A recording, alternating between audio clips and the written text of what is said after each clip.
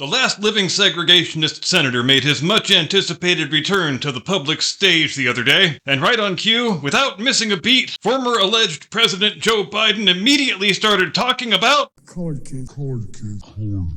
Colored kids. And just so there's no confusion, that is a direct quote straight from the dead horse's mouth. Again, his words, ladies and gentlemen, and YouTube, not mine. In fact, if I'm being honest, I can't really imagine any future scenario in which I might stand in front of an audience at the ripe old age of 83 and wistfully recollect how much I enjoyed watching those colored kids go by in that school bus that one time. I mean, I guess we can assume the bus was yellow. What color were the children? Well, Joe didn't say. But whatever color they were, I am sure their hair smelled fantastic. So what do you think? Should we play the entire clip just to give him the benefit of the doubt so he can't say that we took him out of context? And sure, maybe when you're talking about Joe Biden, those concepts are mutually exclusive, but that's not important now. And so, we're going to have the same problem here that we often do with Joe Biden quotes, which is trying to figure out just what the hell point he is attempting to make, because even the people closest to him often have no idea. Here it comes.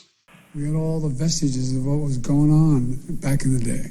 We were one of those states that still, I remember moving from Scranton, Pennsylvania down to Wilmington, Delaware, when Cole died. My dad moved back to where we could get a job. And I remember I pulled into, my mom would drive us on the Philadelphia Pike connecting Wilmington and Philadelphia. And we lived in an apartment complex. And she'd drive us it was only about half a mile to Holy Rosary School in Claymont.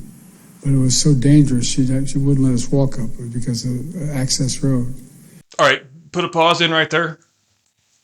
So, I think he's saying the black neighborhood was so dangerous that the white kids weren't allowed to walk through it to get to their Catholic private school, which seems like a strange thing to open with, but then who the hell am I to question the judgment of an alleged former president? I remember pulling into the parking lot, and I had never seen hardly any black people in Scranton at the time and I was only going in 4th grade. And I remember seeing the kids going by at the time called colored kids on a bus going by. They never turned right to go to Claymont High School. I wondered why. Asked my mom, why? So in Delaware, they're not allowed to go to school, in public school, with white kids, honey. That sparked my sense of outrage as a kid, just like it does, and these young kids right here can tell you things affect them. So Biden's people, they had to issue a statement later on in the day, because of course they did, clarifying, for lack of a better term, that his actual intent, the message he was attempting so inartfully to convey, and I am not making this up, was that when he was little 9-year-old 4th grade Joey Biden, standing on that cold Scranton sidewalk in his little Catholic schoolboy uniform looking like a little Angus Young, the sight of those colored kids, riding that segregated school bus, it lit such a moral brush fire inside of little Joey Biden's soul that he resolved right then and there, damn it, I, little Joey Biden, am going to become president one day so I can stop this from happening to any other little colored kids. And you'll notice this is a fun recurring theme in Joe Biden's invented childhood recollections, where between the ages of 8 and 11, he has this series of transformative experience that cause him to conclude that he needs to go to Washington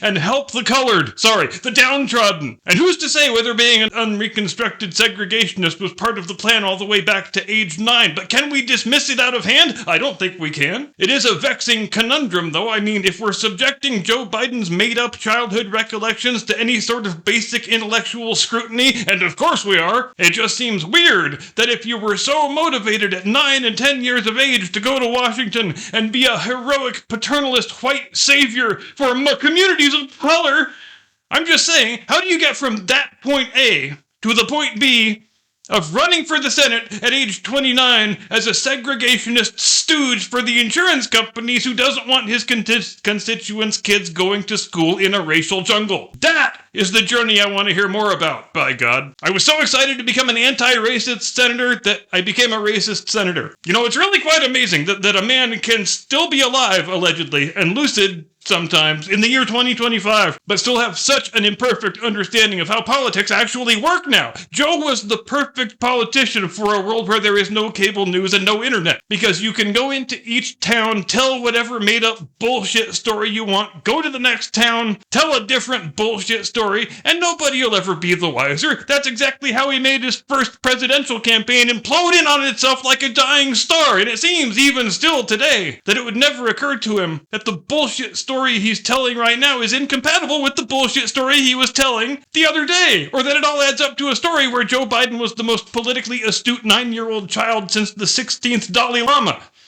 But that's it for Joe. Because we need to talk about something more pressing. Because the race huckster left thinks it has founded the four-leaf clover of the race huckstering world, and that is another St. George Floyd.